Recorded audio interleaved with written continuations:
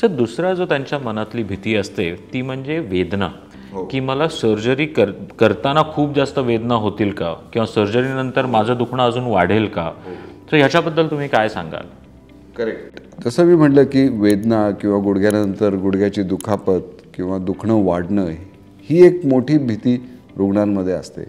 तर आम्ही त्याच्यासाठी वेगवेगळ्या प्रकारचे प्रिकॉशन्स घेतो.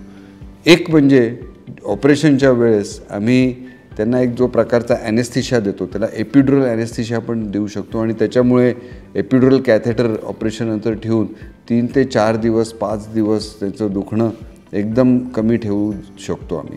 दुसरं म्हणजे ऑपरेशनच्या वेळेस पेरी आर्टिक्युलर इंजेक्शन्स, म्हणजे जे सांधा बसवायच्या आधी जे सॉफ्ट टिश्यू असतात, स्नायू असतात, त्यांना आम्ही लिग्नोकेन किंवा अशा ॲनेस्थेटिक एजंट्सनी इंजेक्ट करतो आणि ती जागा आम्ही बधीर करतो. त्याच्यामुळे ऑपरेशननंतर होणारी दुखापत होत नाही आणि त्यावेळेस जे एरिया नंब केली जाते त्याच्यामुळे जे एक बॉडीचा इन्फ्लमेटरी रिस्पॉन्स असतो, बॉडीची एक सूज असते, ती कमी प्रमाणात होते आणि ऑपरेशननंतर त्यामुळे पेन पण खूप कमी होतं.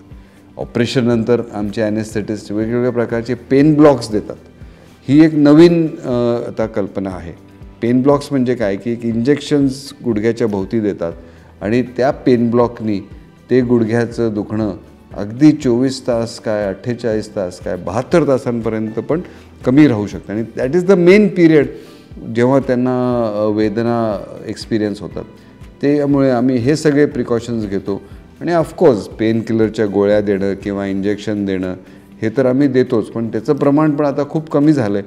कारण ह्या ज्या वेगळ्या वेगळ्या गोष्टी आहेत, during operation injections, after operation pain blocks, ह्याच्यामुळे नक्कीच ऑपरेशननंतर ज्या वेदना होतात त्या खूप खूप टॉलरेबल आणि बेअर करण्याच्या लिमिटमध्ये होतात असं मी म्हणेन.